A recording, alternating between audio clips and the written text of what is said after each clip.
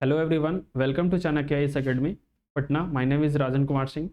आज हम लोग बिहार स्पेशल का जो टेस्ट हुआ है, टेस्ट नंबर 6, उसका हम लोग डिस्कशन करेंगे। बिहार बिहार लोक सेवा आयोग में जो प्रारंभिक परीक्षा होती है, उसमें जो बिहार सेक्शन है उसका काफ़ी महत्वपूर्ण भागीदारी होती है और आप इसे इग्नोर नहीं कर सकते हैं। एग्जाम पॉइंट ऑफ व्यू से ये काफ़ी महत्वपूर्ण होते हैं। तो इसमें हमने 150 क्वेश्चन का एक सीरीज है जिसको आज हम लोग देखेंगे। तो सबसे पहले हम देखते हैं कि बिहार का देशांतरीय एवं अक्षांशीय विस्तार कितना है। तो इसका जो सही ऑप्शन होगा वो फर्स्ट होगा 83 डिग्री 19 मिनट 50 सेकेंड पूर्व से लेकर के। तो ये जो फर्स्ट ऑप्शन है ये हमारा सही जा रहा है। नेक्स्ट यदि हम सेकेंड ऑप्शन की बात करें, सेकेंड क्वेश्चन की बात करें, तो कौन सा जिला पश्चिम बंगाल की सीमा को नहीं छूता है?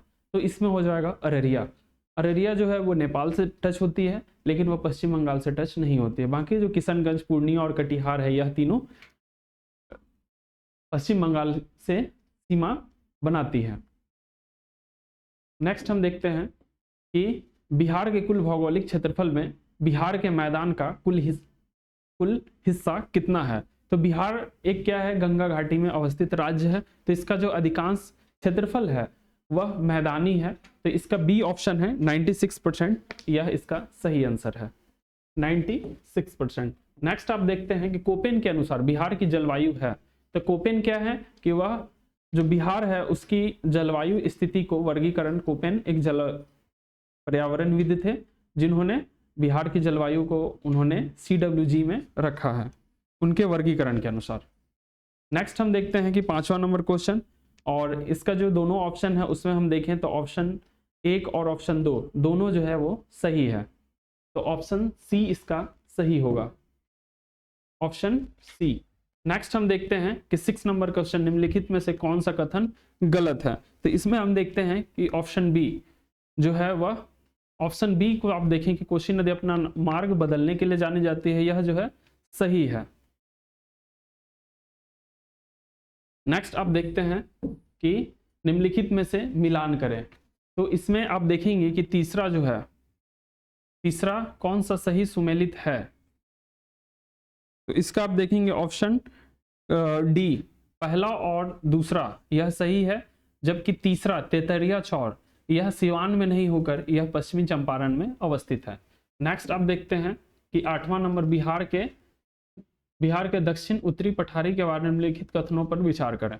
तो इसमें आप देखते हैं कि 8वां नंबर का सभी जो ऑप्शन है वह, इसका सारे ऑप्शन जो है वह सही है। इसमें से हमें गलत ऑप्शन चुनने के लिए कहा गया था, जबकि तीनों ऑप्शंस इसके मतलब तीनों जो स्टेटमेंट है वो सही है। नेक्स्ट हम देखते हैं उदयपुर वन्य जीव अभ्यारण्य बिहार के किस जिले में अवस्थित है? तो उदयपुर वन्य जीव अभ्यारण्य जो है वो बेतिया के नजदीक अवस्थित है, और बेतिया किस जिले में स्थित है? तो पश्चिमी चंपारण में। किसमें स्थित है? पश्चिमी चंपारण में,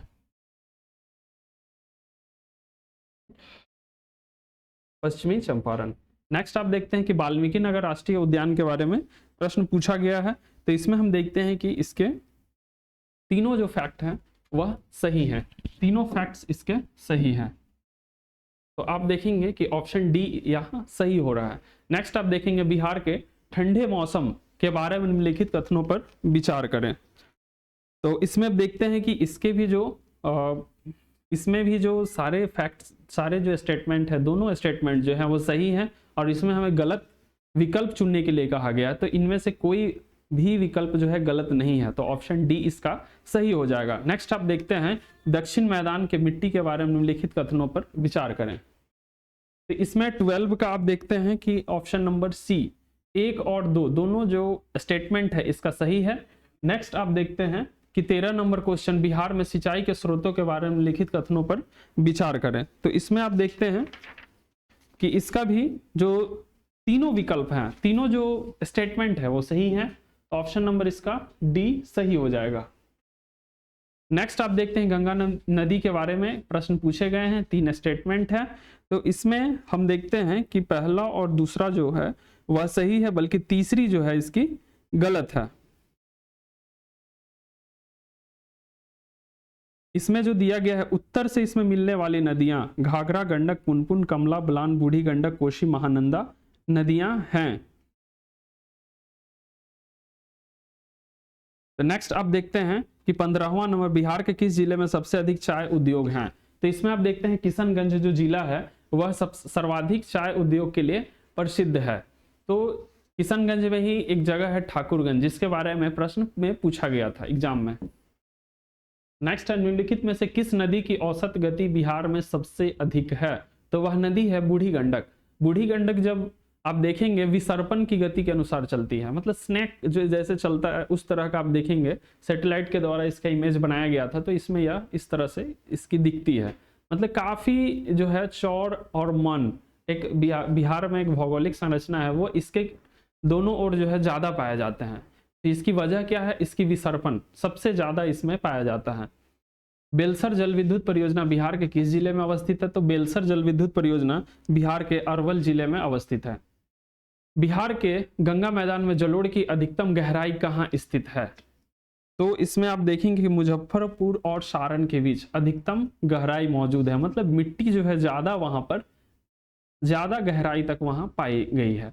नेक्स्ट आप देखते हैं बिहार की नदी, कौन सी नदी बिहार के विंध्य और धारवाड़ क्षेत्रों को अलग करने का काम करती है? तो वह नदी है सोन नदी। सोन नदी के एक और विंध्य चट्टान है और दूसरी ओर धारवाड़ चट्टान है। खासकर आप जो पश्चिमी हिस्सा है वो विंध्य का है और पूर्वी हिस्सा धारवाड़ का है। उत्तरी बिहार के मैदान की औसत ऊंचाई कितनी है? उत्तर बिहार के मैदान की औसत ऊंचाई, तो यह कितना होगा? 60 मीटर से कम है। आप यदि पटना की बात करें तो यह लगभग 53 मीटर है। तो औसत है जो भी है वह 50 से कम ही है, 60 से कम है। निम्नलिखित में से कौन सा मध्य दक्षिण बिहार मैदान के पूर्वी सीमा का सीमांकन करता है? तो यह हो जाएगा ताल क्षेत्र के द्वारा। दक्षिण बिहार की पूर्वी सीमा का सीमांकन करता है टाल क्षेत्र जो है। टाल क्षेत्र क्या है? एक निम्न भूमि वाला क्षेत्र है जहां की पानी जो नदी है, दक्षिणी क्षेत्र से जो नदी आती है वह जो है गंगा में जो मिल नहीं पाती है, तो वहां टाल का निर्माण हो जाता है। नेक्स्ट आप देखते हैं 22 नंबर क्वेश्चन। 22, निम्नलिखित कारकों पर विचार करें। तो यह बाढ़ से संबंधित प्रश्न पूछा गया है कि बाढ़ के लिए कौन जिम्मेवार है। तो इसमें आप देखेंगे कि पांचों जो फैक्ट्स हैं वो पांचों स्टेटमेंट जो है वो इसके जिम्मेवार है। बड़े पैमाने पर शहरीकरण, भूमि का अत्यधिक समतलीकरण, नदियों का मार्ग परिवर्तन, नदियों में गाद का जमाव। आप ये सभी चीजें आप देखेंगे कि बाढ़ का कारण बन रहे हैं। यदि नदियों में गाद का जमाव होगा तो पानी जो है वो चारों तरफ ज्यादा फैलेंगे। उसी प्रकार आप देखेंगे शहरीकरण की वजह से नदियों की जो पेटी होता है, जितना हिस्सा उसका प्राकृतिक रूप से निर्धारित होता है, उसमें आप यदि कुछ निर्माण कर लेते हैं तो कहीं ना कहीं पानी का जो है वो मार्ग परिवर्तित होता है, ये भी एक बाढ़ का कारण बनता है।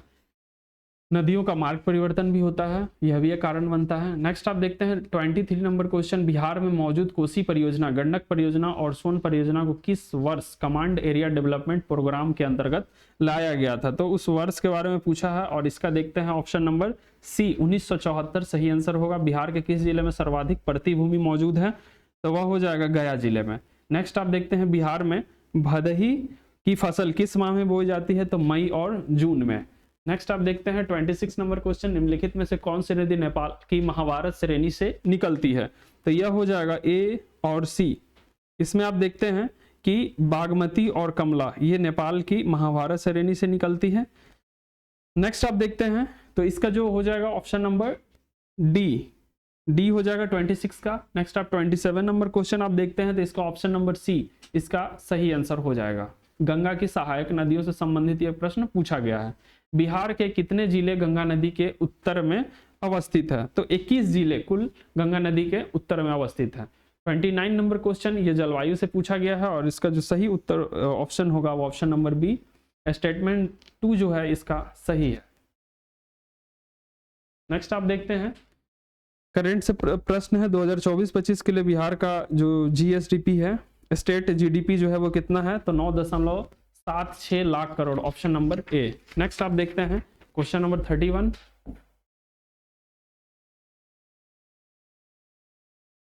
(31) नंबर क्वेश्चन है कि राजस्व प्राप्ति कितना होने का अनुमान है? उधार कर छोड़कर, उधार भी जो है सरकार का राजस्व प्राप्ति का एक माध्यम है, जबकि उसको हटा के हम देखते हैं तो वह 2,27,238 करोड़ रुपए इसका अनुमान है।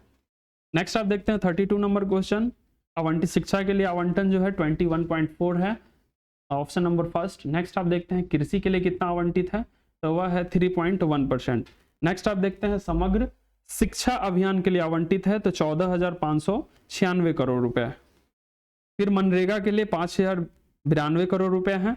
नेक्स्ट आप देखते हैं मनरेगा के लिए 5,092 crore, option number B. Next आप देखते हैं कि बजट 2024-25 में प्रधानमंत्री ग्राम सड़क योजना के लिए कितनी आवंटित की गई है, तो वो है 2,071 crore, option number C. Next आप देखते हैं 37 नंबर।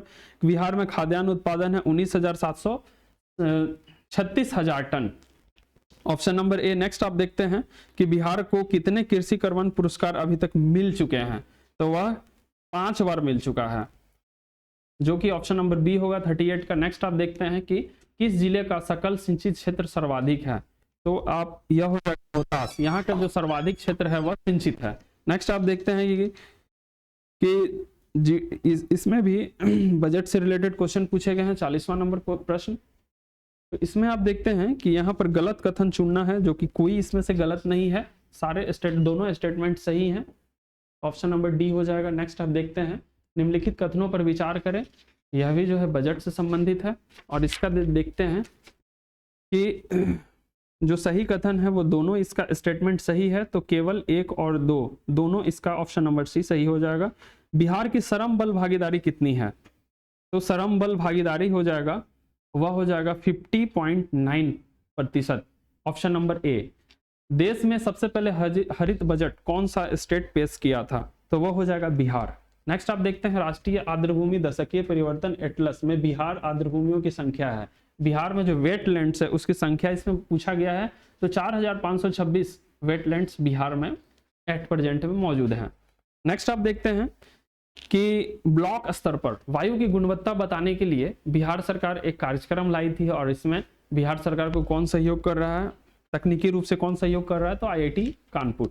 नेक्स्ट आप देखते हैं कि 2024-25 के बजट में सड़क और पुल के डेवलपमेंट के लिए जो है कितना % बजट दिया गया है, तो 3%। वैसे आप बताएं कि बिहार में पुल विकास के लिए एक निगम बनाया गया है, तो उसका स्थापना किस वर्ष किया गया था, ये आप कमेंट बॉक्स में जरूर बताएं। नेक्स्ट आप देखते हैं कि बिहार में कितने HCBS टावर लगाया गया है, तो ये हो जाएगा 15 HCBS टावर लगाया गया है। Buddha operation theatre complex Bihar के किस शहर में बनने जा रहा है, तो वह मुजफ्फरपुर में बन रहा है, ऑप्शन नंबर ए। नेक्स्ट आप देखते हैं वैशाली लोकतंत्र महोत्सव बिहार के किस स्थान पर आयोजित किया गया है, तो नालंदा विश्वविद्यालय जो कि राजगीर में अवस्थित है। फिर गैंडा संरक्षण के लिए राइनो टास्क फोर्स स्थापित करने की योजना बनाया जा रहा है, तो यह पश्चिमी चंपारण में किया जा रहा है। नेक्स्ट आप देखते हैं कि बिहार सरकार ने बिहार के किस जिले में बागमती शांतिधर बूढ़ी गंडक लिंक परियोजना, तो यह समस्तीपुर में बागमती और बूढ़ी गंडक को जोड़ने की कार्यक्रम चल रहा है। बिहार में डिजिटल फसल सर्वेक्षण शुरू करने के लिए किस गांव को चुना गया है, तो अवे बादशाहपुर, जो कि किस जिले में पड़ता है, तो वह रोहतास में पड़ता है, सॉरी शेखपुरा जिले में वो पड़ता है, option number C. Patna Gandhi Maidan में आयोजित CRD पटना पुस्तक मेले का विषय क्या था, तो इसमें हम देखते हैं महिला नेतृत्व इसका विषय था। बिहार राज्य सरकार द्वारा शुरू की गई मुख्यमंत्री परिवहन योजना का प्राथमिक उद्देश्य क्या है, तो ग्रामीण परिवहन बुनियादी ढांचे को बढ़ाना, 54 का हो जाएगा, ऑप्शन नंबर बी। नेक्स्ट आप देखते हैं कि 55 नंबर में 1 जनवरी 2024 से बिहार पुलिस कौन सा महत्वपूर्ण कदम उठाई है, तो इसके लिए सभी पुलिस स्टेशनों में डिजिटल स्टेशन डायरी लागू करना। बिहार सरकार को बिहार पुलिस को डिजिटलाइज करने के लिए कई सारे परियोजनाएं चल रहे हैं। जैसे एक परियोजना है कि 75 दिन में आपको सुनवाई जो इन्वेस्टिगेशन है उसको कंप्लीट करना है, तो उसके लिए भी एक अभियान चलाई है बिहार सरकार, तो उसका क्या नाम है जरूर आप कमेंट बॉक्स में बताएं। नेक्स्ट है बिहार में कृषि क्लिनिक स्थापित करने का प्राथमिक लक्ष्य क्या है, तो कंप्यूटरीकृत जो ऑप्शन नंबर बी है मृदा उर्वरता मानचित्र बनाना और संतुलित उर्वरकों को बढ़ावा देना। नेक्स्ट आप देखते हैं बिहार इलेक्ट्रिक वाहन नीति 2023 के तहत चार्जिंग स्टेशन स्थापित करने के लिए क्या प्रोत्साहन प्रदान किया जाता है, तो चार्जिंग स्टेशन यदि आप निर्माण करते हैं तो उसके लिए जो आपको इक्विपमेंट लगता है और जितना खर्च होता है उस पर आपको सब्सिडी मिलेगा, तो यह बिहार इलेक्ट्रिक वाहन नीति 2023 के अंतर्गत किया जा रहा है। फिर है बिहार बिजनेस कनेक्ट 2023 जो कि दिसंबर 2023 में आयोजित हुआ था। तो इसमें फोकस किसको किया गया था, तो एमएसएमई को। और बिहार का जो भविष्य है वो एमएसएमई के द्वारा ही सुधर सकता है यदि हम कहें, क्योंकि बिहार जो है एक उच्च घनत्व वाला राज्य है। नेक्स्ट आप देखते हैं कि बिहार में run for drug free Bihar marathon का क्या टैगलाइन है, तो नशा मुक्त राज्य के लिए marathon, option number C. Ganga जलापूर्ति योजना चरण 2 में कौन सा प्रतिष्ठित पुरस्कार दिया गया है, तो सीबीआईपी पुरस्कार 2022, यह पुरस्कार दिया गया है बिहार सरकार को। बिहार पुलिस द्वारा शुरू किए गए मिशन इन्वेस्टिगेशन @75 डेज, तो यही मैंने अभी आपसे कमेंट बॉक्स में पूछा था। तो इसका जो है 75 दिनों के भीतर जांच पूरी करना है, इन्वेस्टिगेशन कर लेना है। प्रथम बिहार विधानसभा चुनाव में महिलाओं के लिए कितने सीट आरक्षित थी, तो यह हो जाएगा 4 सीट महिलाओं के लिए आरक्षित की गई थी। फिर देखते हैं कि 1937 में जो बिहार विधानसभा चुनाव हुए थे तो उसके बाद किसे मुख्यमंत्री चुना गया था, तो आप देखते हैं कि चुनाव के बाद जो पहली जो सरकार बनी थी तो मोहम्मद यूनुस के नेतृत्व में बनी थी, जो कि अल्पकाल के लिए ही थी, लेकिन बाद में जो है श्री कृष्ण सिंह के नेतृत्व में गठित हुआ, मंत्रिपरिषद का गठन हुआ।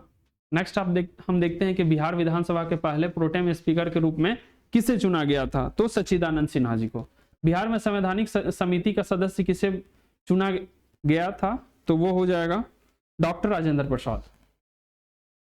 नेक्स्ट आप देखते हैं कि झारखंड बिहार से कब अलग हुआ, तो 15 नवंबर 2000 को बिरसा मुंडा जी का उस दिन जन्मदिन होता है। हाल ही में भारत सरकार ने उसे जनजातीय गौरव दिवस के रूप में मनाने का निर्णय लिया है। बिहार के विभाजन के बाद कितने जिले बिहार के पास रह गए हैं, तो 38 जिले रह गए हैं। एट प्रेजेंट में बिहार में यदि हम देखें 38 जिले हैं, लेकिन यह बताइए कि विभाजन के समय बिहार के कितने जिले थे, कमेंट में जरूर बताएं। वर्तमान में बिहार से राज्यसभा की कितनी सीटें हैं, तो सीटों की संख्या है 16। नेक्स्ट आप देखते हैं निम्नलिखित में से कौन सा बिहार उड़ीसा विधान परिषद के अध्यक्ष थे, तो वो हो जाएगा option number C, sir Walter मैंडे जी यहाँ के अध्यक्ष थे। नेक्स्ट आप देखते हैं कि बिहार विधानसभा में अनुसूचित जनजाति के लिए कितनी सीट आरक्षित है। अनुसूचित जनजाति के लिए, एसटी के लिए 2 सीटें आरक्षित है, और एससी के लिए, अनुसूचित जाति के लिए कितनी है, तो 38। बिहार लोक सेवा आयोग के प्रथम अध्यक्ष कौन थे, तो वो थे राजधारी सिन्हा। कौन सा बिहार का एक प्रमंडल है, तो इसमें से आप देखते हैं कोसी, तिरहुत और मगध तीनों ही प्रमंडल का नाम है, तो ऑप्शन नंबर डी उपरोक्त सभी। कौन सा जिला पटना प्रमंडल के अंतर्गत नहीं आता है, तो आप देखेंगे कि इसमें से जो जिला है वो गया इसमें नहीं आता है। गया जो है किस प्रमंडल के अंतर्गत आता है, मगध प्रमंडल के अंतर्गत। नेक्स्ट आप देखते हैं कि पटना जिले का लिंगानुपात कितना है, तो पटना जिले का जो लिंगानुपात है वो 897 है। पटना हाईकोर्ट की स्थापना कब हुई थी, 1916 में। 73वें संविधान संशोधन अधिनियम के बाद बिहार पंचायती राज अधिनियम लाया गया था 2006 में। भारत सरकार अधिनियम 1935 के तहत बिहार विधानसभा में परिषद में कितने सदस्य शामिल थे, तो 29, ऑप्शन नंबर सी। झारखंड के विभाजन से पहले बिहार विधान परिषद की शक्ति कितनी थी, तो हम देखते हैं कि 96, टोटल जो स्ट्रेंथ था बिहार विधान परिषद की वह 96 थे, और वर्तमान में कितना है, तो वर्तमान में 75 है। निम्नलिखित में से कौन सा महाजनपद बिहार में स्थित नहीं है, तो इसमें हो जाएगा वत्स जो है बिहार में अवस्थित नहीं है, जबकि अंग, मगध और वज्जी तीनों है। अंग जो है वो भागलपुर क्षेत्र में अवस्थित था, मगध जो है वर्तमान पटना जिले के आसपास क्षेत्र में मौजूद था, और वज्जी वर्तमान वैशाली जिले के आसपास अवस्थित था। बिहार के किस पुरातात्विक स्थल में नवपाषाण काल से लेकर पाल वंश तक के अभिलेख मौजूद हैं, तो वो चिरांद में। चिरांद एक पुरातात्विक स्थल है जहां आपको इस काल के अभिलेख आपको मिल जाएंगे। नेक्स्ट है कौन सा क्षेत्र अंग महाजनपद का गढ़ था, तो अंग का अभी हमने चर्चा किया, भागलपुर और मुंगेर का जो क्षेत्र है वह इसके अंतर्गत अंग महाजनपद का मुख्य केंद्र था। नेक्स्ट हम देखते हैं कौन सा बिहार का पहला हिंदी समाचार पत्र था, तो वह हो जाएगा बिहार बंधु। इसने कहा था अगर हम बिहार के लोग और उसकी सरकार को लीग के नेता की हिंसा और असभ्य, लीग का अर्थ है मुस्लिम लीग, असभ्य हमलों के सामने असुरक्षित छोड़ देंगे तो यह हमारी भूल होगी, यह कहा था सरदार वल्लभ भाई पटेल ने, ऑप्शन नंबर डी। निम्नलिखित में से किसने 1913 में पटना में अनुशीलन समिति की एक शाखा स्थापित की? तो वह हो जाएगा एस.एन. सन्याल, सचिंद्रनाथ सन्याल। 1930 में नमक सत्याग्रह का नेतृत्व कौन किए थे? तो वह किए थे राजेंद्र प्रसाद। पादरी की हवेली एक प्रसिद्ध चर्च है, बहुत काफी पुराना है, और इसकी स्थापना कब हुई थी? 1772, ऑप्शन नंबर बी। नेक्स्ट आप देखते हैं कि अपनी परीक्षा के 20 दिन पहले उन्होंने पटना कॉलेज छोड़ दिया था, तो उस क्रांतिकारी का हमें नाम बताना है, तो वह हो जाएगा जयप्रकाश नारायण। असहयोग आंदोलन में भाग लेने के लिए उन्होंने पटना कॉलेज छोड़ दिया था। फिर हम देखते हैं कि रामविलास सिंह, जो कि फॉरवर्ड ब्लॉक के एक सक्रिय सदस्य थे, तो उनका संबंध किस जिले से था? तो मुंगेर से था। फिर स्वामी सहजानंद सरस्वती द्वारा प्रकाशित कौन सी पत्रिका प्रकाशित की गई थी? तो यह हो जाएगा हुंकार। फिर देखते हैं कि किस व्यक्तित्व ने सफा 2 आंदोलन का नेतृत्व किया था?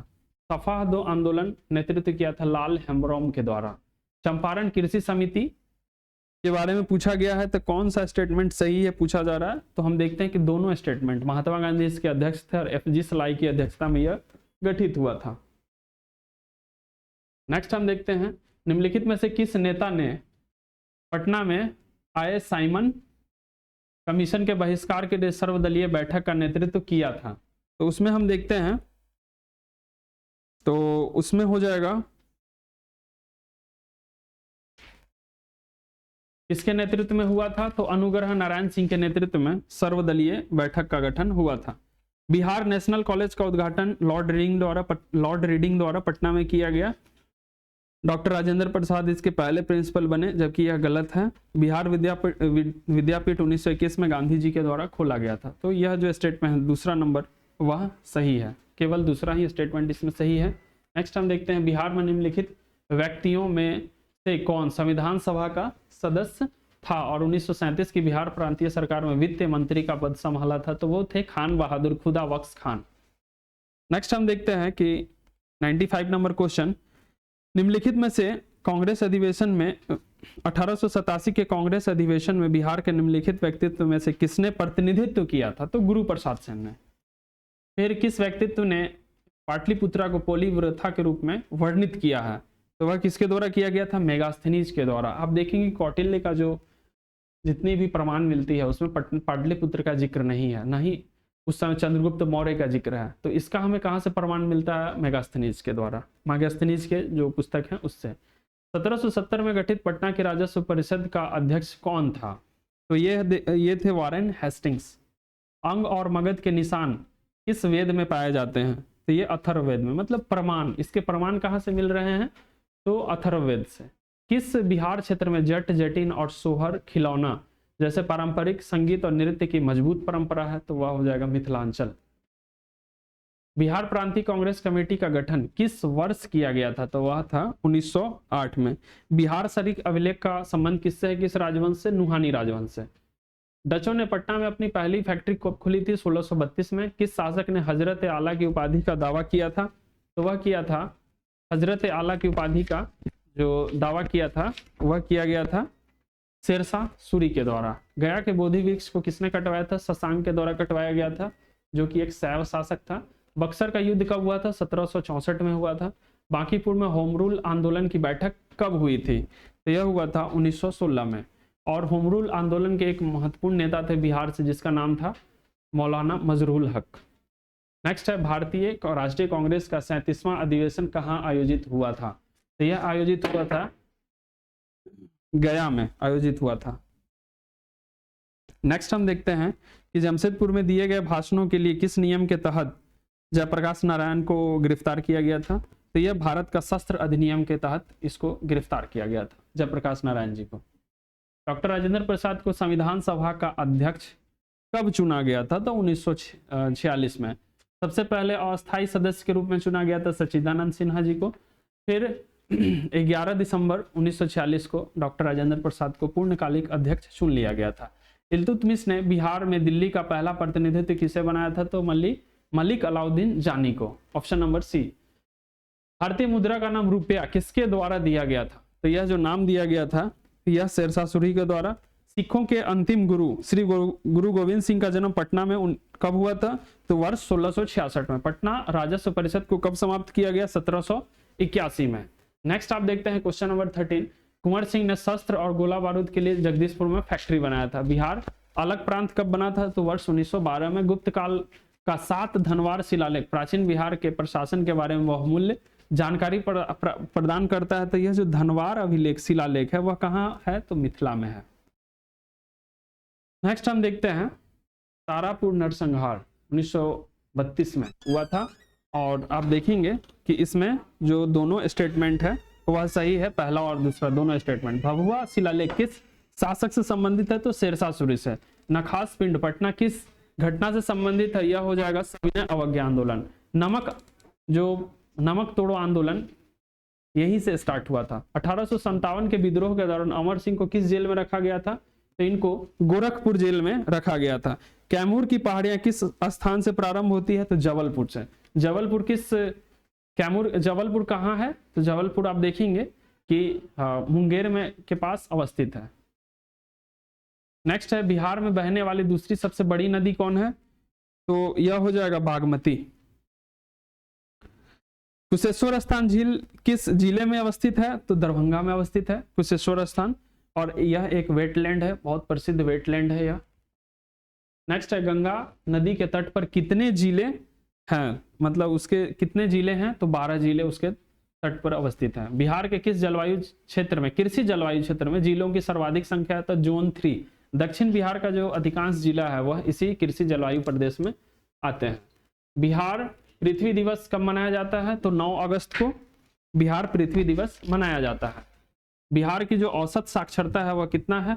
तो 61.80% बिहार की औसत साक्षरता। बिहार में जीविका योजना किस वर्ष प्रारंभ किया गया था? तो 2006 में विश्व बैंक के सहयोग से। बिहार के किस जिले में यूरेनियम पाया जाता है?